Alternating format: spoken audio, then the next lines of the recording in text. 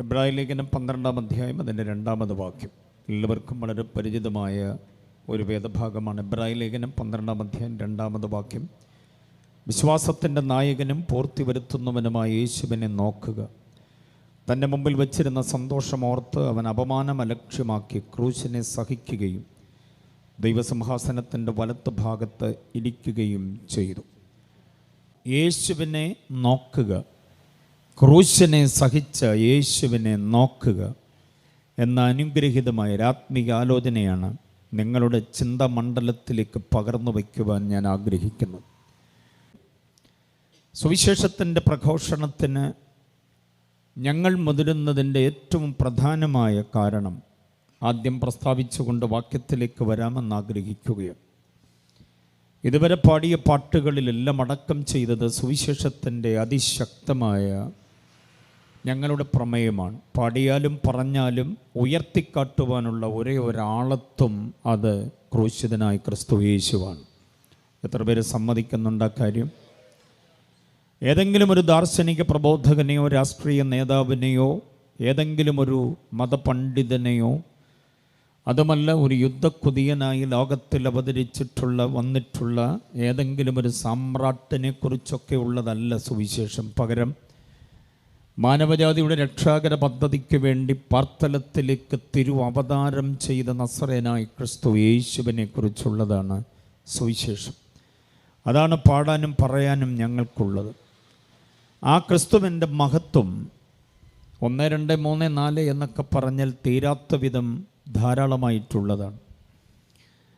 രക്ഷാകര പദ്ധതിക്ക് വേണ്ടി മനുഷ്യൻ അവലംബമാക്കുന്ന മാർഗങ്ങൾ അമ്പെ പരാജയമാണെന്ന് പരസ്യമായി പ്രഖ്യാപനം ചെയ്യുകയും അതിനുള്ള ഒരേ ഒരു വഴി ക്രിസ്തുവിലൂടെയാണെന്ന് ഉറക്കെ പ്രഖ്യാപനം ചെയ്യുകയുമാണ് ഞങ്ങളുടെ തെരുവോര പ്രസംഗങ്ങളുടെ മുഖ്യ അജണ്ടയും മുഖ്യ പ്രമേയവും.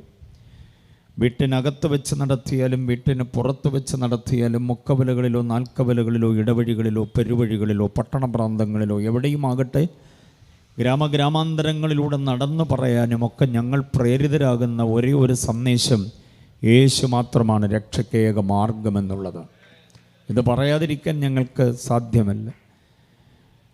യേശു മാത്രം ഞങ്ങളുടെ പ്രസംഗത്തിൻ്റെ പ്രധാന പ്രമേയമാകുന്നതിൻ്റെ ഒന്നാമത്തെ കാരണം യേശു ഏക ദൈവമായതുകൊണ്ടാണ്. എത്ര പേര് സമ്മതിക്കുന്നുണ്ട് ആ കാര്യം? ആ ആശയത്തിന് അങ്ങനൊരു കുഞ്ഞാമേൻ പറഞ്ഞാൽ മതിയോ? പോരാ. യേശു ഏക ദൈവമാണ്, ഏക ദൈവമാണ്. ദൈവമെന്ന് പറയുന്ന ഒരു ആശയം വല്ലാതെ വികലമാക്കപ്പെടുന്നൊരു ദൈവശാസ്ത്രമാണ് നമ്മുടെ രാജ്യത്തിനുള്ളതെന്ന് പറയാതിരിക്കാൻ നിർവാഹമില്ല. അങ്ങനെയൊക്കെ പറയുമ്പോൾ ചിലരുടെ പെരുവിരൽ മുതൽ ഉച്ചന്തല വരെ ഒരു കോപത്തിൻ്റെ തരിപ്പ് അങ്ങോട്ട് എരമ്പി ആർത്ത് കയറും. പ്രസംഗകനെ ഒടുക്കാനും അത് പാടിയവരെ ഇല്ലാതാക്കാനുമൊക്കെയുള്ള ശക്തമായ പരിശ്രമം അവരുടെ ഭാഗത്തുനിന്നുണ്ടാകും. പക്ഷേ അങ്ങനെയൊക്കെ ഉണ്ടെന്ന് വിചാരിച്ച് പേടിച്ച് വീട്ടിനകത്ത് അടച്ചിരിക്കാൻ ഞങ്ങൾക്ക് പറ്റില്ല. കാരണം അറിഞ്ഞ അനുഭവത്തെ ഉറക്കെ പറഞ്ഞേ പറ്റൂ. ആർഷഭാരതത്തിൻ്റെ ഏറ്റവും വലിയ പ്രശ്നം ദൈവമെന്ന വിചാരം വികലമായി പോയി എന്നുള്ളത്. ഇവിടെ അനിതര സാധാരണമായി ശേഷിയുള്ളവരൊക്കെ ദൈവങ്ങളാണ്. എന്തെങ്കിലും ഇന്ദ്രജാലം അകേന്ദ്രജാലങ്ങൾ ചെയ്യാൻ പറ്റുന്നവരൊക്കെ ദൈവങ്ങളായി മാറ്റപ്പെടുക. ഉദിച്ചു നിൽക്കുന്ന സൂര്യനും ചന്ദ്രനും നക്ഷത്രജാലങ്ങളും കാട്ടുമൃഗങ്ങളും നാട്ടുമൃഗങ്ങളും ഇഴജാതികളും പറവജാതികളും ജലജന്തുക്കളും എല്ലാം ദൈവങ്ങളാണ്. ഇവിടെ ആണും പെണ്ണും മണ്ണും ഒക്കെ ദൈവങ്ങളാണ്. ഒഴുകുന്ന പുഴയും വീശിയടിക്കുന്ന കൊടുങ്കാറ്റും ഇലച്ചാർത്തുള്ള വൃക്ഷവും ഒക്കെ ദൈവങ്ങളായി പരിഗണിക്കപ്പെടുന്നൊരു കാലത്തിലൊരു ലോകത്തിലൊരു രാജ്യത്തിലാണ് നാം ജീവിക്കുക. പക്ഷേ വേദപുസ്തകം ഉറക്കെ പറയുന്നതും ഞങ്ങൾ നെഞ്ചേറ്റുന്ന വിശുദ്ധ ബൈബിളിൽ വളരെ വ്യക്തമായി പ്രസ്താവിക്കപ്പെട്ടിരിക്കുന്ന ഒരു ദൈവവിചാരമുണ്ട്. ഈ പുസ്തകം തുറക്കുമ്പോഴേ ആദ്യം കാണുന്നൊരു വാക്യം ആദിയിൽ ദൈവമെന്ന് പറഞ്ഞ ആ ദൈവമെന്ന് പറഞ്ഞാൽ ആരും ഉണ്ടാക്കിയ ദൈവമല്ല, സ്വയം ഉണ്ടായ ദൈവമല്ല, ഉള്ളവനായൊരു ദൈവമാണ്. ആ ദൈവം ആ സകലത്തെയും ഉണ്ടാക്കിയത്. ആകാശവും ഭൂമിയും സമുദ്രവും അവയിലുള്ള സകലതും എന്നൊരു പ്രയോഗമുണ്ട്. പുസ്തകപ്പെടുത്തി 14-15 വാക്യം. ഏകസത്യദൈവത്തെ അന്വേഷിച്ച് കണ്ടെത്തുവാൻ അന്വേഷണ വഴിത്താരയിലുള്ളവർ അറിയേണ്ടതായ ഒരനുഗ്രഹീത വാക്യമാണ് പുസ്തകപ്പെടുത്തി 14-15. ലുക്കവോന്യ പട്ടണത്തിൽ ഒന്നിൽ നിന്നുകൊണ്ട് ജനനിബിഡമായ പട്ടണത്തിൽ ഓടിക്കൂടിയ ജനാവലിയുടെ മുമ്പിൽ നിന്നുകൊണ്ട് അവരുടെ അനാത്മിക പ്രവണതയെ തടഞ്ഞുകൊണ്ട് വളരെ ശക്തമായി പൗലോസ് എന്ന് പറയുന്ന അനുഗ്രഹീത പണ്ഡിതാഗ്രഹീശ്വരൻ ക്രിസ്തു പരിജ്ഞാനത്തിൻ്റെ ഉജ്ജ്വലമായ തട്ടകത്തിൽ എത്തി നിൽക്കുന്ന സുഖഭോഗ മാനാഭിമാനാദികളെല്ലാം സുവിശേഷത്തിനും ക്രിസ്തുവിനും വേണ്ടി മാത്രം മാറ്റിവെച്ച മഹാസാത്വികനായ അദ്ദേഹത്തിൻ്റെ പ്രഭാഷണത്തിൽ ദൈവവിചാരത്തെ ശ്രോതാക്കളുടെ ഉള്ളിലേക്ക് പകർന്നു കൊടുക്കുകയാണ്. എന്താ അദ്ദേഹം പറയുന്നത്? ആകാശവും ഭൂമിയും സമുദ്രവും അവയിലുള്ള സകലതും. കണ്ടോ, ആകെയുള്ള പ്രപഞ്ചത്തെ 3 തട്ടകമാക്കി താൻ മാറ്റുന്നു. 1 ആകാശം, അതിലുള്ളതെല്ലാം. 2 ഭൂമി, അതിലുള്ളതെല്ലാം. 3 സമുദ്രം, അതിലുള്ളതെല്ലാം ഉണ്ടാക്കിയ ജീവനായ ദൈവം. മലയാള ബൈബിളിൽ ജീവൻ ഉള്ള ദൈവമെന്ന 14-15. പക്ഷേ യഥാർത്ഥ ഭാഷ്യം ജീവനായ ദൈവം. ജീവനായ ദൈവത്തിങ്കിലേക്ക് തിരിഞ്ഞുകൊള്ളണം എന്നുള്ള സുവിശേഷം. അപ്പോൾ സുവിശേഷത്തിനകത്തുള്ള കാമ്പും കഴമ്പുമായി സന്ദേശം ജീവനായ ദൈവത്തെങ്കിലേക്ക് തിരിയണമെന്നുള്ളതാണ്. എത്ര പേര് സമ്മതിക്കുന്നുണ്ട്? ഉദ്ദിഷ്ടകാര്യങ്ങളുടെ നിർവഹണത്തിന് വേണ്ടി ഏതെങ്കിലും ഒരു ശക്തിയുടെ പിറകെ കൂടുക, ഏതെങ്കിലും ഒരു ശക്തിയുമായി ഏകീഭവിക്കുക, ഏതെങ്കിലും ഒരു ശക്തിക്ക് നേർച്ച, കാഴ്ച, അർപ്പണ, തർപ്പണ, തിരുനാൾ, പെരുന്നാൾ, പദയാത്ര, തീർത്ഥയാത്ര, ഇങ്ങനെ ഒട്ടനവധി ഹോമകുണ്ടങ്ങൾ, നരബലി, മൃഗബലി അടക്കമുള്ളതെല്ലാം ചെയ്തുകൊണ്ട് ആ പ്രസാദം തേടുക എന്നുള്ളതല്ല ബൈബിൾ ഉറക്ക പ്രഖ്യാപനം ചെയ്യുന്നത്. ബൈബിൾ പറയുന്നത് ഈ കാണുന്നതെല്ലാം ഉണ്ടാക്കിയ ജീവനായ ദൈവം. കരങ്ങൾ ഉയർത്തിയ ദൈവത്തെ ഒന്ന് സ്തുതിച്ചാട്ടെ. ആകാശത്തിൻ്റെ നീലിമ, അതിനപ്പുറത്ത് നമ്മുടെ കണ്ണെത്താൻ കഴിയുന്നതിലും അപ്പുറമുള്ള ദൂരത്തിൽ ഗ്രഹങ്ങൾ 100 1000 ഉണ്ട്. 1000 കോടി വാനഗോളങ്ങൾ എന്നാണ് സൈമൺ സാറ് പാടുന്നത്. 1000 കോടി വാനഗോളങ്ങൾ.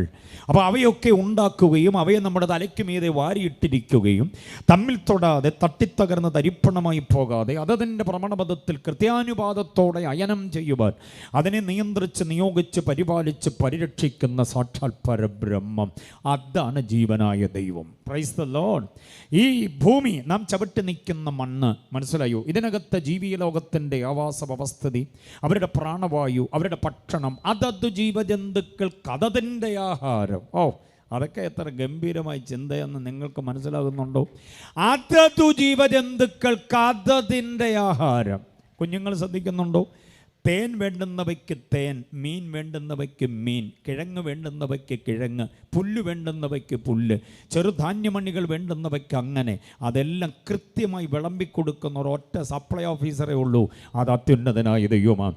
സർവശക്തനും സർവജ്ഞാനിയും സർവവ്യാപിയും സർവാധികാരിയും നിത്യനും മാറ്റമില്ലാത്തവനും അത്യുന്നതനും സൽഗുണ സമ്പൂർണനും പരമകാരുണികനും മഹോന്നതനും മഹാനും മഹത്വ സിംഹാസനസ്ഥനും എൻ്റെയും നിങ്ങളുടെയും പ്രാണന്റെ മേൽ പരമാധികാരവുമുള്ള ഒരു ദൈവമുണ്ട്. ആ ദൈവമാണ് വേദപുസ്തകം വെളിപ്പെടുത്തുന്ന മഹാദൈവം. ആ ദൈവം എൻ്റെ ദൈവമാണെന്ന് ബോധ്യമുള്ളവർ ആ കരമുയർത്തി കർത്താവിനെ ഒന്ന് മഹത്വപ്പെടുത്തിക്കാട്ടെ. ഈ ദൈവത്തിങ്കലേക്ക് വരിക. ഏകസത്യ ദൈവം. അപ്പം യേശു ആരാ എന്ന് ചോദിച്ചാൽ, ഡിസംബർ മാസത്തിൽ, ഏതോ ഒരു ഡിസംബർ മാസത്തിൽ ബെത്ലഹേമിൽ ഗോശാലയിലാണെന്നാണ് ചിലർ പറയുക. അങ്ങനെയൊന്നും പുസ്തകം പറയുന്നില്ല. ഏതോ ഒരു ഗോശാലയിൽ ജനിച്ചു എന്നും പിന്നെ ഒരു ഏപ്രിൽ മാസത്തിൽ ഗോൽഗോഥായിൽ മരിച്ചു എന്നും പറയുന്ന ഒരു യേശു അല്ല വേദോസം വെളിപ്പെടുത്തുന്ന യഥാർത്ഥ ദൈവം. ഈ ഏകദൈവം എന്നൊക്കെ ഞാൻ പറയുന്നു, അതാ ഏകദൈവത്തിൻ്റെ അവതാരമാണ്, തിരുവവതാരം.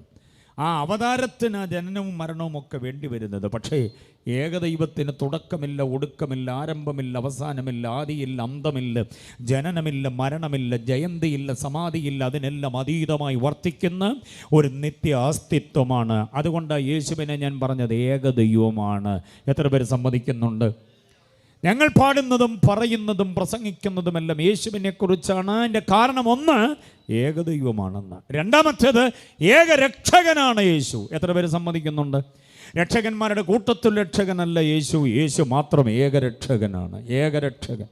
പാപത്തിൻ്റെ പരിഹാരം വരുത്തേണ്ടതിന്, പാപത്തിൻ്റെ കറ കഴുകിക്കളയേണ്ടതിന്, പാപത്തിൻ്റെ കൊടിയ ശിക്ഷാവധിയിൽ നമുക്ക് ഉദ്ധാരണം തരേണ്ടതിന്, പാപത്തിൻ്റെ നിത്യശിക്ഷാവധിയായ നരകത്തിലേക്ക് നമ്മെ വിടാതെ നിത്യസൗഭാഗ്യത്തിലേക്ക് നമ്മെ ആക്കി തീർക്കുവാൻ കഴിയുന്ന ഒരൊറ്റ രക്ഷകനേ ഉള്ളൂ. ആ രക്ഷകൻ യേശുവാണ്. ഹല്ലേലൂയ. ഒട്ടനവധി രക്ഷകന്മാരെ ചരിത്രം ഇവിടെ കാണിക്കുന്നുണ്ടാകാം. ഒട്ടനവധി രക്ഷകന്മാർ. ഒരു ഗോത്രത്തിനൊരു കുലത്തിനൊരു വർഗത്തിനൊരു ഒരു ദേശത്തിന് ഒരു പ്രത്യേക വിഭാഗം ജനതയെ രക്ഷിക്കേണ്ടതിന് വേണ്ടി അതാത് കുലത്തിലും കുടുംബത്തിലും വന്നു പിറന്ന കുറേ ആളുകൾ അവരുടെ നേതാക്കന്മാരായി, അവരുടെ രക്ഷകന്മാരായി ഉദയം ചെയ്തിട്ടുള്ളത് നമുക്ക് നന്നായിട്ടറിയാൻ പറ്റും. മഹാത്മാ അയ്യങ്കാളി എന്നൊക്കെ നമ്മൾ ആദരിക്കുന്ന, ശ്രീനാരായണ ഗുരുസ്വാമികൾ എന്നൊക്കെ പറയുന്ന ബഹുമാന്യരായിരിക്കുന്ന ആളുകൾ, അതാത് ഗോത്രങ്ങളിൽ ഉദയം ചെയ്ത രക്ഷകന്മാർ, അക്ഷരാഭ്യാസം കൊടുക്കേണ്ടതിന്, ജോലി ചെയ്യുന്നതിന് അർഹമായ കൂലി തമ്പ്രാക്കന്മാരിൽ നിന്ന് വാങ്ങിക്കേണ്ടതിനൊക്കെ തങ്ങളുടെ ജനത്തെ പ്രബുദ്ധരാക്കിയത് അവരുടെ പ്രഭാഷണവും അവരുടെ ജീവിതത്തിൻ്റെ ശക്തമായിരിക്കുന്ന നിർദ്ദേശങ്ങളുമൊക്കെയാണ്. ആ ജനാവലിയുടെ മുഖ്യധാരയിൽ നിന്നുകൊണ്ട് ആ ജനത്തെ ഉദ്ധരിക്കാൻ വന്നവരാണവരെ എന്നാണ് നമ്മൾ ചരിത്രത്തിൽ അവരെ ആദരിക്കുന്നത്. തെറ്റല്ല, അത് ശരി തന്നെയാണ്. അങ്ങനെ ഒത്തിരി ഒത്തിരി ആളുകളുണ്ട്. ഓരോ രാജ്യത്തിലും ഓരോ സംസ്ഥാനങ്ങളിലും പേരെടുത്ത രക്ഷകന്മാർ ഒത്തിരി പേരുണ്ട്. പക്ഷേ ആ രക്ഷകന്മാർക്കൊക്കെ നമ്മൾ ചെയ്ത ജോലിയുടെ കൂലി വാങ്ങിച്ചു തരാനും നമ്മളെ അക്ഷരം പഠിപ്പിക്കാനൊക്കെ കഴിഞ്ഞിട്ടുണ്ട്. എന്നാൽ ഈ രക്ഷകന്മാരുടെ എല്ലാം മീതെ അല്ല, അത്യന്തം മീതെയുള്ള ഒരൊറ്റ രക്ഷകനുണ്ട്. അത് യേശുവാണ്. യേശുവിൻ്റെ രക്ഷണ്യ പ്രവൃത്തി പാപത്തിൽ നിന്നാണ് നമ്മെ വിടുവിച്ചത്, നിത്യ നരകത്തിൽ നിന്നാണ്. പാപത്തിൻ്റെ അതീശത്വ ശക്തിയിൽ നിന്ന് നമ്മെ രക്ഷിക്കാൻ ഈ പേരും പെരുമയുമുള്ള ഒരൊറ്റ വ്യക്തിക്കും കഴിഞ്ഞിട്ടില്ല. അതുകൊണ്ട് അവർക്ക് മീതെയുള്ള രക്ഷകനെ ഇന്ന് രാത്രി ഞങ്ങൾ ഈ മുറ്റത്ത് ഉയർത്തുകയാ. അവൻ്റെ പേര് രക്ഷകനെന്നല്ല, പകരം ഏകരക്ഷകനെന്ന് അംഗീകരിക്കാൻ വിശ്വസിക്കാൻ കഴിയുന്നവർ എത്ര പേരുണ്ട്? ഏകരക്ഷകൻ. Praise the Lord. ഇത് കേൾക്കുമ്പോൾ ചിലർക്ക് എന്തെങ്കിലുമൊക്കെ വികാരത്തള്ളലുണ്ടാകാൻ സാധ്യതയുണ്ട്. യേശു മാത്രമേ ഉള്ളൂ ഏകരക്ഷകൻ. സുഹൃത്തെ, വേദപുസ്തകത്തെ ചങ്കോടടിപ്പിച്ചുകൊണ്ട് ജീവനെ ബലിതർപ്പണം ചെയ്തുകൊണ്ട് തലയും ശരീരവും അതിനായി അർപ്പണം ചെയ്തുകൊണ്ട് ഞങ്ങൾക്ക് ഉറക്കെ പറയാനുള്ളത് പ്രബുദ്ധ കേരളത്തോട്, രാഷ്ട്രീയ കേരളത്തോട്, വിദ്യാസമ്പന്നതയുടെ കേരളത്തോട്, അക്ഷരാഭ്യാസത്തിൻ്റെ നെറുകയിലെത്തി നിൽക്കുന്ന കേരളത്തോട്, ചിന്താശീലരായിരിക്കുന്ന ജനതയുള്ള കേരളത്തോട് മാത്രമല്ല, ഋഷീശ്വരന്മാരുടെ മുനിപുങ്കവന്മാരുടെ നാട്, വേദങ്ങളുടെ നാടായ ഭിന്നമത രാഷ്ട്രീയ സംസ്കാരങ്ങളുള്ള നമ്മുടെ ആർഷഭാരതത്തോട് ഞങ്ങൾക്ക് വിളിച്ചു പറയാനുള്ള ഒരേ ഒരു സംഗതി ഇതാണ്: ഒത്തിരി രക്ഷകന്മാരുണ്ടായിരിക്കാം, പക്ഷെ പാപത്തിൽ നിന്ന് രക്ഷിപ്പാൻ ഒറ്റ രക്ഷകനേ ഉള്ളൂ. അത് യേശു മാത്രമാണ്. സമ്മതിക്കുന്നവരെ കരമുയർത്തി കർത്താവിനെ സ്തുതിക്കട്ടെ. അപ്പോൾ യേശു ഏക ദൈവമാണ്, യേശു ഏക രക്ഷകനാണ്. തീർന്നില്ല, യേശു ഏക കർത്താവാണ്. എത്ര പേര് സമ്മതിക്കുന്നു യേശു ഏക കർത്താവാണ്? സകല അതീശത്വ ശക്തികളുടെയും മീതെ കർത്തൃത്വം ചെയ്യാൻ കഴിയുന്നവൻ, സകല സാമ്രാജ്യങ്ങളുടെയും സകല ഭരണാധിപത്യങ്ങളുടെയും സകല ദുഷ്ടസിംഹാസനങ്ങളുടെയും എല്ലാവിധമായിരിക്കുന്ന പ്രതികൂലങ്ങളുടെയും ഒക്കെ മീതെ മീതെ മീതെ ആധിപത്യമുള്ള ഒരൊറ്റ കർത്താവ് യേശു മാത്രമാണ്. ഹല്ലേലൂയ. യേശുവിൻ്റെ കർത്തൃത്വം അതിശ്രേഷ്ഠം. അതുകൊണ്ട് യേശുവിനെ പ്രസംഗിക്കാതിരിപ്പാൻ ഞങ്ങൾക്കാവില്ല. യേശു ഏക കർത്താവാണ്, ഏക കർത്താവാണ്. Praise the Lord. ഹല്ലേലൂയ. ആ കർത്താവിനെ കുറിച്ച് അടുത്തത് ഞങ്ങൾക്ക് പറയാനുള്ളത്, അവൻ ഏക ആരാധ്യനാണ്. Praise the Lord. യോഹന്നാൻ 19:5-6 വാക്യം, ഞാനിവരിലൊരു കുറ്റവും കാണുന്നില്ല. ക്രൂശിക്ക എന്നവർ അട്ടഹസിക്കുമ്പോൾ അവരെ മിണ്ടടക്കിക്കൊണ്ട് പീലാത്തോസ് ചോദിക്കുന്നൊരു ചോദ്യമുണ്ട്: ഇവൻ ചെയ്ത കുറ്റമെന്ത്? ഇവൻ ചെയ്ത കുറ്റമെന്ത്? കുറ്റമെന്താണെന്ന് പറയാൻ ഒറ്റ മനുഷ്യനും പറ്റിയിട്ടില്ല ഇന്നുവരെ. ആ ചോദ്യം അങ്ങനെ തട്ടിപ്രതിധ്വനിച്ചു കൊണ്ടിരിക്കുന്നു ചക്രവാള സീമകളിൽ.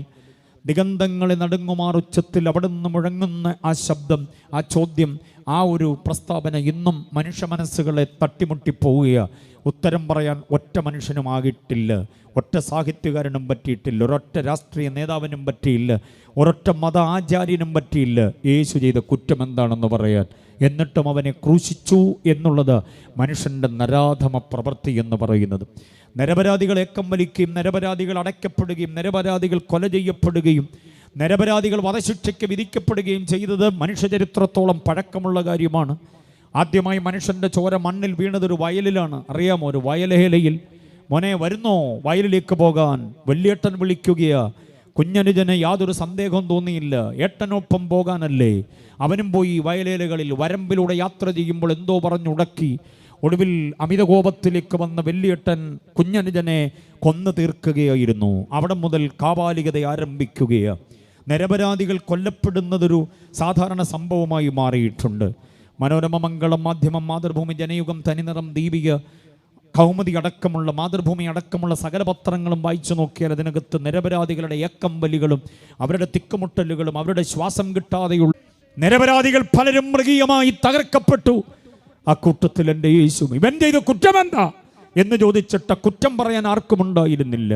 എന്നിട്ട് പീലാത്തോസ് അവനെ ക്രൂശിക്കാൻ ഏൽപ്പിച്ചു എന്നാണ് നമ്മൾ വായിക്കുന്നത്. ഞാൻ പറഞ്ഞു വന്നത്, ജനനത്തിന് മുമ്പ് വിശുദ്ധൻ എന്ന് പറഞ്ഞതുപോലെ വിശുദ്ധിയോടെ ജീവിച്ചു. തൻ്റെ ശുശ്രൂഷയുടെ പരസ്യമായ കാലഘട്ടത്തിൽ കൂടി വന്ന ജനാവലിയോട് ചോദിച്ചു, നിങ്ങളിൽ ആർക്കെന്നെ പാപത്തെക്കുറിച്ച് ബോധം വരുത്താം? ആർക്കും പറയാൻ പറ്റിയിട്ടില്ല. പീലാത്തോസ് ചോദിക്കുന്നു, ഇവൻ ചെയ്ത കുറ്റമെന്താ? ഞാനും വലിയൊരു കുറ്റവും കാണുന്നില്ല. അതിന് മറുപടി പറയുവാൻ വേറൊരു എതിർഭാഗത്തെ വക്കീലുണ്ടായിരുന്നില്ല. ഇതെന്തിനെ കാണിക്കുന്നു? ഈ 3 വാക്യങ്ങൾ ലൂക്കോസ് 1:35, യോഹന്നാൻ 8:46, യോഹന്നാൻ 19:5. ഈ 3 വാക്യങ്ങൾ എന്തിനെ കാണിക്കുന്നു? ഞാനും നിങ്ങളും നെഞ്ചിലേറ്റി ലാളിക്കുന്ന യേശുവിൻ്റെ മനുഷ്യത്വത്തിൻ്റെ തിളക്കമാണ്. ആ കരമുയർത്തി കർത്താവിനെ സ്തുതിക്കട്ടെ.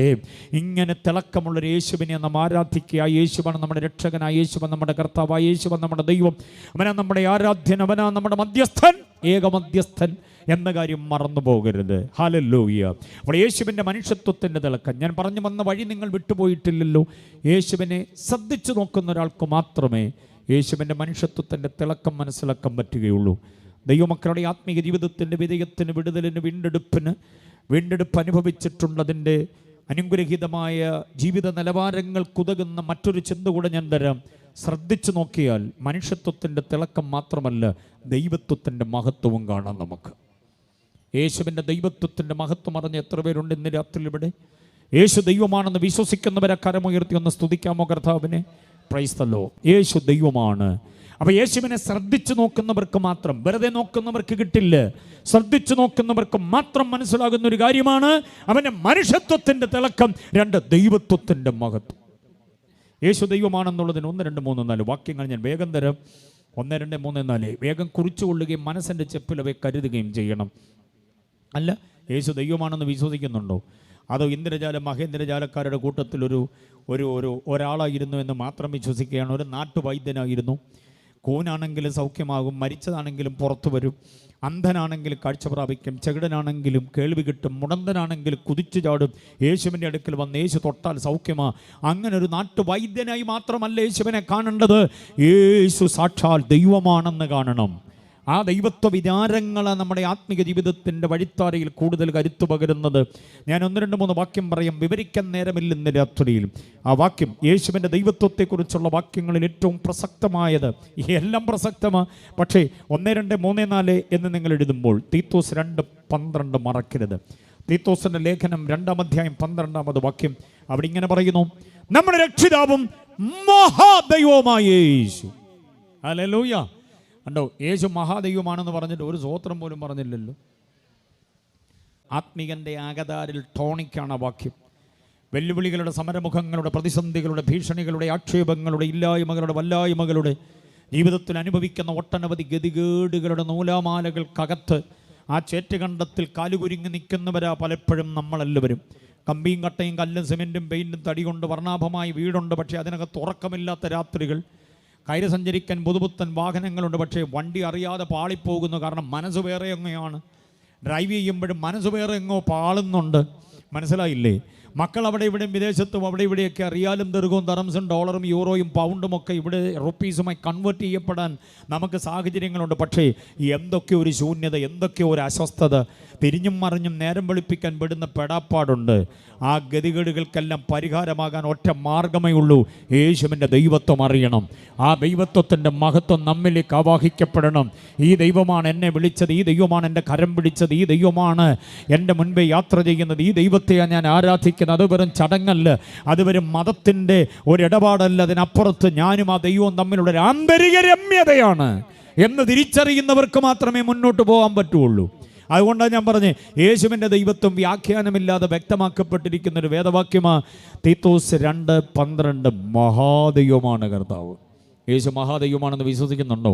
മഹാദൈവമാണെങ്കിൽ ജീവിതത്തിൽ അവൻ മഹാകാര്യങ്ങൾ ചെയ്തോളും. മനസ്സിലാകുന്നുണ്ടോ? ഒന്നും നടക്കത്തില്ല, ഒന്നും നേടത്തില്ല, സൗഖ്യമാകത്തില്ല, ഈ ദുർവ്യാധി എന്നെ കൊണ്ടേ പോകത്തുള്ളൂ, മിക്കവാറും വീട്ടുമുറ്റത്തൊരു മരണപ്പന്തൽ ഉയരേണ്ട വരും, അങ്ങനെയൊക്കെ ചിന്ത തുടങ്ങിയിട്ട് കാലമൊത്തിരിയായി. പക്ഷേ ആ ചിന്തകൾക്കൊന്നും ഇന്ന് രാത്രി ഒരു വിലയുമില്ല, ഒരു നിലയുമില്ല. കാരണം നാം സേവിക്കുന്നത് മഹാദൈവത്തെയാണ്. നമുക്ക് വാഗ്ദത്തം തന്നത് മഹാദൈവമാണ്. ശുശ്രൂഷ ഇതോടെ തീർന്നു. എന്നേക്കാൾ പ്രഗത്ഭന്മാർ എത്രയോ പേര് വഴിമാറി പോയി, എത്രയോ പേര് ഇല്ലാതെയായിപ്പോയി, എത്രയോ പേരെ കൊറോണ കൊണ്ടുപോയി. ഇനി ഞാൻ ബാക്കിയാകുന്നു, എന്നെക്കൊണ്ട് അധികമൊന്നും ചെയ്യാൻ പറ്റത്തില്ലെന്നുള്ള അപകർഷതാബോധത്തിൻ്റെ കമ്പിളി നമ്മളെ പുതപ്പിച്ച് നമ്മളെ എവിടെങ്കിലും ഒതുക്കാൻ പിശാചി ശ്രമിക്കുമ്പോൾ ഇന്ന് രാത്രി ആ കമ്പിളി ചുരുട്ടിയെടുത്ത് മാറ്റി എറിഞ്ഞു കളഞ്ഞിട്ട് പറ, എന്നെ വിളിച്ചത് മഹാദൈവമാണ്, എന്നെ ശുശ്രൂഷ ഏൽപ്പിച്ചത് മഹാദൈവമാണ്, എനിക്ക് തലമുറയെ തന്നത് മഹാദൈവമാണ്, അവർക്ക് വിദ്യാഭ്യാസം നൽകിയത് മഹാദൈവമാണ്, എനിക്ക് വാഗ്ദത്തം തന്നത് മഹാദൈവമാണ്, എൻ്റെ പ്രതിസന്ധികളെ പരിഹരിച്ചത് അനുകരിക്കാൻ അവന് കഴിയുമെന്ന് വിശ്വാസത്തോടെ ഏറ്റെടുത്ത് ഇന്ന് രാത്രി കർത്താവിനെ ഒന്ന് സ്തുതിക്ക്, കർത്താവിനെ ഒന്ന് ആരാധിക്ക്. ഹല്ലേലൂയ! നമ്മുടെ കർത്താവ് മഹാദൈവമാണ്. ഹല്ലേലൂയ! യേശുവിനെ ശ്രദ്ധിച്ച് നോക്കണമെന്ന് പറയുന്നതിൻ്റെ കാരണം എന്താ? മഹാദൈവമായതുകൊണ്ട്. സാധാ ഒരു ദൈവവുമായിട്ട് ഇടപെടുന്ന പോലെ യേശുവുമായിട്ട് ഇടപെടല്ലേ? കോഴിക്കുഞ്ഞിനെ കൊടുത്താൽ, ചോര കൊടുത്താൽ, നാണയം കൊടുത്താൽ, എന്തെങ്കിലുമൊക്കെ കൊടുത്താൽ, മെഴുകുതിരി കൊടുത്താലൊക്കെ പ്രസാദിക്കുന്ന ദൈവങ്ങളും ദേവതമാരും ഉപാസനകളിൽ പ്രസാദിക്കുന്നവരൊക്കെ ഒത്തിരിയുണ്ട്. അതുപോലൊന്നും യേശുവിനെ കാണരുത്. യേശു ദൈവമല്ല, മഹാദൈവമാണ്. മഹാദൈവമാണ്. മഹാപ്രതിസന്ധികൾക്ക് മീതെ പരിഹാരവുമായി നിൽക്കുന്ന മഹാദൈവമാണ് യേശു. ആ ചിന്ത ആകതാരിൽ അങ്ങോട്ട് വ്യാപരിക്കപ്പെടണം. ആ ചിന്തയിൽ പിടിച്ചു തൂങ്ങി വേണം ക്രിസ്ത്യ ജീവിതത്തെ മുൻപോട്ട് കൊണ്ടുപോകുവാൻ. പേടിക്കരുത് യാതൊന്നിനെയും. തച്ചിന് കുത്തിയിരുന്ന് ചെയ്തു കൂട്ടുന്ന മന്ത്രവാദത്തിൻ്റെ പോരുകളും അതിൻ്റെ ഇടപാടുകളും നിനക്കൊരു ദോഷവും വരുത്താതെ, തച്ചിന് കുത്തിയിരുന്ന് വിളിച്ചു ചൊല്ലുന്ന ചില വിളിച്ചു ചൊല്ലലുകളും നേർച്ച കാഴ്ചകളും അർപ്പണങ്ങളും തർപ്പണങ്ങളും നിന്റെ സ്ഥാപന ജംഗമ വസ്തുക്കളെ നിന്റെ പേരിൽ നിന്ന് മാറ്റിയെടുക്കേണ്ടതിന്, നിന്നെ വെറും കൈയോടെ പറഞ്ഞു വിടേണ്ടതിന് പരിശ്രമിക്കുന്ന ചില പോരാട്ടങ്ങൾ ഉണ്ടാകാം. പക്ഷെ ഇന്ന് രാത്രി പറ, ഞാൻ സേവിക്കുന്നത് സാധാ ദൈവത്തെയല്ല, ഞാൻ സേവിക്കുന്നത് മഹാദൈവത്തെയാണ്. Hallelujah Jesus. മഹാദൈവമായിട്ട് കൈ കൊടുത്തോണം കേട്ടോ. മഹാദൈവവുമായിട്ട് ചേർന്ന് നിന്നോണം. മഹാദൈവത്തെ അറിയാമെന്നുള്ളതല്ല ആത്മീയത, മഹാദൈവവുമായി ബന്ധമുണ്ടെന്നുള്ളതുമല്ല ആത്മീയത. ഈ മഹാദൈവവുമായി ആന്തരിക രമ്യതയുണ്ടെന്നുള്ളത്. ആന്തരിക രമ്യത എന്നൊക്കെ പറഞ്ഞാൽ എന്താ? ഈ മഹാദൈവമായ ക്രിസ്തുവുമായിട്ട് എനിക്ക് ആന്തരിക രമ്യതയുണ്ടെന്ന് പറഞ്ഞാൽ എൻ്റെ ഭാഗ്യമണ്ഡലവും എൻ്റെ അധോമണ്ഡലവും ആ കർത്താവിൽ ആയിരിക്കുന്നു, മഹാദൈവത്തിൽ. വേദപുസ്തകത്തിലെ പുതിയ ലേഖനങ്ങൾ, പുതിയ നിയമത്തിലെ ലേഖനങ്ങൾ നിങ്ങൾ വായിച്ചു നോക്കണം. റോമാ ലേഖനം മുതൽ അങ്ങോട്ടുള്ള ലേഖനങ്ങളിലെല്ലാം ക്രിസ്തുവിൽ, യേശുവിൽ, കർത്താവിൽ, പ്രിയനായവനിൽ, ക്രിസ്തുവേശുവിൽ, ഇൽ ഇൽ ഇൽ എന്ന് പറയുന്ന പ്രയോഗങ്ങൾ. അതെന്താ തെളിയിക്കുന്നത്? ഞാൻ അവനോട് കൂടെയല്ല, not with him but in him. അതാണ് ആത്മീയത, അതാണ് ആന്തരിക രമ്യത എന്ന് പറയുന്നത്. ഒരു മത്സ്യം വെള്ളത്തിൽ ആയിരിക്കുന്ന പോലെ, ഒരു ഗർഭസ്ഥ ശിശു തൻ്റെ അമ്മയുടെ ഉദരത്തിൽ ആയിരിക്കുന്ന പോലെ ആണ് ഒരു ദൈവ പൈതൽ ഈ മഹാദൈവത്തിൽ ആയിരിക്കുന്നത്. എത്ര പേർക്ക് ആന്തരിക ബന്ധമുണ്ട്, ആന്തരിക രമ്യതയുണ്ട്. അവർക്ക് നടുങ്ങേണ്ടതില്ല, അവർക്ക് ഭയപ്പെടേണ്ടതില്ല. അവർ യാതൊരു വിധത്തിലും പിന്നോക്കം പോകില്ല. അവരെപ്പോഴും ഈ ദൈവത്താൽ മുൻപിൽ തന്നെ ആയിരിക്കും. ആ ബോധ്യമുള്ളവർ കർത്താവിനെ ഒന്നുകൂടെ സ്തുതിച്ചാട്ടെ. യേശുവിൻ്റെ ദൈവത്വത്തെ അറിയണം. ശ്രദ്ധിച്ചു നോക്കുന്നവർക്കേ അറിയത്തുള്ളൂ. യേശു മഹാദൈവമാണ്. ആ ദൈവം സർവത്തിനും മീതെ ദൈവമാണ്. അറിയാമോ? യേശു സർവത്തിനും മീതെ ദൈവമാണ്. റോമാലേഖനം 9:5 റോമർ 9:5 മറക്കരുത്. സർവത്തിനും മീതെ ദൈവമാണ് യേശു. സർവത്തിനും മീതെ എന്നൊക്കെ പറഞ്ഞാൽ നാട്ടുകാർ കേൾക്കുന്നുണ്ടോ എന്ന് എനിക്കറിയില്ല. സർവത്തിനും മീതെ എന്നൊക്കെ പറഞ്ഞാൽ താങ്കൾ അനുഭവിക്കുന്ന സകല പ്രശ്നങ്ങൾക്കും മീതെ പരിഹാരകനായൊരു ദൈവമാണ്. താങ്കളുടെ ക്യാൻസറിന് മീതെ പരിഹാരം തരാൻ കഴിയുന്നൊരു ദൈവം, താങ്കളുടെ ട്യൂമറിന് മീതെ പരിഹാരം തരാൻ കഴിയുന്നൊരു ദൈവം, താങ്കളുടെ കൊടുത്തുവിട്ടാനാവാത്ത, വീട്ടിൽ തീർക്കാനാവാത്ത വിധമുള്ള വലിയ സാമ്പത്തിക ബാധ്യതകൾക്ക് മീതെ പരിഹാരം തരാൻ കഴിയുന്ന ഒരു ദൈവം. വിശ്വസിക്കുന്നവർ എത്ര പേരുണ്ട്? വാൽവിൻ്റെ സ്കാനിങ് നടത്തി നോക്കി, യൂട്രസിൻ്റെ സ്കാനിങ്, ഹാർട്ടിൻ്റെ സ്കാനിങ്, ആമാശയത്തിൻ്റെ സ്കാനിങ്, കരളിൻ്റെ സ്കാനിങ് ഒക്കെ കണ്ട് ബോധം കെട്ട് പാതി ചത്ത് നടക്കുക നമ്മളൊക്കെ. നമ്മൾ പറയുന്ന ഒരു സ്വോത്രവും നമ്മൾ പറയുന്ന സാക്ഷ്യമൊക്കെ കേട്ടാൽ അറിയാം പാതി ജീവനെ ഉള്ളെന്നുള്ള കാര്യം. ഡോക്ടർ പറഞ്ഞ സ്കാനിങ് റിപ്പോർട്ടും ഡോക്ടർ പറഞ്ഞ വിശദീകരണമൊക്കെ കേട്ടപ്പം മുതൽ നമ്മുടെ ബോധം പാതി പോയത്. പക്ഷേ ഇന്ന് രാത്രി ഒരു വാക്യം ഞാൻ നിങ്ങൾക്ക് തരാം. ഇഞ്ചക്ഷനേക്കാൾ, ലക്ഷക്കണക്കിന് വിലയുള്ള ഇഞ്ചക്ഷനേക്കാൾ കരുത്തുള്ള ഒരു വാക്യം ഞാൻ തരാം. നിന്റെ സകല പ്രതിസന്ധികൾക്കും മീതെ ദൈവമാണ് എൻ്റെ കർത്താവ്. അനുഭവിക്കുന്ന സകല പ്രശ്നങ്ങൾക്കും മീതെ. റോമർ 9:5 മറക്കരുത്. അവൻ സർവത്തിനും മീതെ ദൈവമാണ്. എത്ര പേര് വിശ്വസിക്കുന്നുണ്ട്? റോമർ 9:5 അവൻ സർവത്തിനും മീതെ. അതൊക്കെ മനപ്പാടമാക്കണം. കുഞ്ഞുങ്ങളൊക്കെ ശ്രദ്ധിച്ച്, നിങ്ങളുടെ ജീവിതത്തിൻ്റെ വഴിത്താരകൾ ഉയർന്നു വരുന്ന പ്രതിസന്ധികളുടെ മുമ്പിൽ പതറിപ്പോകരുത് മക്കളെ. സർവത്തിനും മീതെ ദൈവമായവൻ. ആദ്യം നമ്മൾ ചിന്തിച്ചത് എന്തുവായിരുന്നു? മഹാദൈവം. ഇപ്പം ചിന്തിക്കുന്നത് സർവത്തിനും മീതെ ദൈവം. വിശ്വാസത്തിൽ അങ്ങ് ഏറ്റെടുക്കണം, അനുഭവത്തിൽ അങ്ങ് ഉൾക്കൊള്ളണം. സർവത്തിനും മീതെ ദൈവമായവൻ. ഹല്ലേലൂയ. നമ്മളെ ഒതുക്കുവാനും ഒടുക്കുവാനും ശ്രമിക്കുന്ന പാരകൾ ഒത്തിരിയുണ്ട്. അതിനെല്ലാം മീതെ. എൻ്റെ പ്രതിയോഗി എന്നേക്കാൾ വലിയ ആളാണ്. എൻ്റെ പ്രതിയോഗിക്ക് എന്നേക്കാൾ വലിയ രാഷ്ട്രീയ സ്വാധീനമുണ്ട്. എൻ്റെ പ്രതിയോഗിയുടെ പോക്കറ്റിൽ കിടക്കുന്ന മൊബൈൽ ഫോൺ എടുത്ത് അദ്ദേഹം 10 നമ്പർ ഡയൽ ചെയ്ത് പടപടപടപടാന്ന് ഡയൽ ചെയ്താൽ മറുതലയ്ക്കൽ കളക്ടറെ കിട്ടിയെന്നിരിക്കും. പോലീസ് വമ്പൻ ഉദ്യോഗസ്ഥന്മാരെ കിട്ടിയെന്നിരിക്കും, പക്ഷെ എനിക്കത്രയും പിടിപാടില്ല എന്നൊന്ന് ഓർത്ത് അപകർഷതാബോധത്തിലേക്ക് ഉൾവലിഞ്ഞു പോകരുത്. അവരെക്കാൾ സ്വാധീനമുള്ള ഒരുവനെ നീ ആരാധിക്കുന്നത്. അവൻ സർവ്വത്തിനും മീതെ ദൈവമാണ്. വിശ്വസിക്കുന്നവർ ഏറ്റെടുത്ത് കർത്താവിനെ സ്തുതിക്ക്. ആരൊക്കെയോ ഏതാണ്ടൊക്കെ പറഞ്ഞെന്നും കണ്ണുരുട്ടി കാണിച്ചെന്നൊക്കെ വിചാരിച്ച് പണയപ്പെടുത്തേണ്ടതല്ല ക്രിസ്ത്യ ജീവിതം. നീ സേവിക്കുന്നവൻ സർവ്വത്തിനും മീതെ. ഹല്ലേലൂയ. അപ്പോൾ യേശുവിൻ്റെ ദൈവത്തെ ഇങ്ങനെ കൊണ്ട് പറയാൻ നിന്നാൽ ഇന്ന് രാത്രി മുഴുവനും ഇത് പറയണം. യേശുവിൻ്റെ ദൈവത്വവുമായി ബന്ധപ്പെട്ട് ഒരു വിചാരം കൂടെ പറയാം. 1 യോഹന്നാൻ 5:20 മറക്കല്ലേ. 1 യോഹന്നാൻ 5:20. ആത്മീയ ജീവിതത്തിൻ്റെ പ്രബുദ്ധതയ്ക്ക്, ആത്മീയ ജീവിതത്തിൻ്റെ കാമ്പും കഴമ്പിനും, ആത്മീയ ജീവിതത്തിൻ്റെ വേരോട്ടത്തിന് ഉറപ്പായി ഉൾക്കൊള്ളേണ്ട മനോഹരമായൊരു വാക്യമാണ് 1 യോഹന്നാൻ 5:20. അവൻ സത്യദൈവവും നിത്യജീവനുമാകുന്നു. യേശു ആരാന്ന് പറഞ്ഞേ? സത്യദൈവം. സത്യദൈവത്തെ വെളിപ്പെടുത്താൻ വന്ന യേശു സത്യദൈവമാണെന്ന് പറയുക. സത്യദൈവമെന്ന് പറഞ്ഞാൽ നമ്മോട് പറഞ്ഞതൊക്കെ സത്യമാണ്. വിശ്വസിക്കുന്നുണ്ടോ? വാഗ്ദത്തങ്ങൾ വല്ലതും തന്നിട്ടുണ്ടെങ്കിൽ അത് എന്തോ ആണെന്ന് അതിൻ്റെ മീതെ മാറാല പിടിക്കത്തില്ല, അത് മറന്നു പോകത്തൊന്നുമില്ല, അതില്ലാതെയായി പോകത്തില്ല, അത് മങ്ങിപ്പോകത്തില്ല. വാഗ്ദത്തം ചെയ്തവൻ്റെ പേരാ സത്യദൈവം. പലപ്പോഴും നമ്മൾ സത്യത്തിൻ്റെ ട്രാക്ക് വിട്ട് മാറാറുണ്ട്, നമ്മൾ സത്യത്തിൻ്റെ വഴി വിട്ട് പോകാറുണ്ട്. സാഹചര്യത്തിൻ്റെ സമ്മർദ്ദം കൊണ്ട് നമ്മൾ സത്യത്തിൻ്റെ പാത വിട്ട് പോകുമ്പോഴും സത്യത്തിൽ നിന്ന് വ്യതിചലനം വരാത്ത, ഗതിഭേദത്താലുള്ള ആച്ഛാദനമില്ലാത്ത ഒരു ദൈവം, അവൻ്റെ പേരാ സത്യദൈവം. ആ സത്യദൈവത്തെയാണ് നാം ശ്രദ്ധിച്ച് നോക്കേണ്ടത്.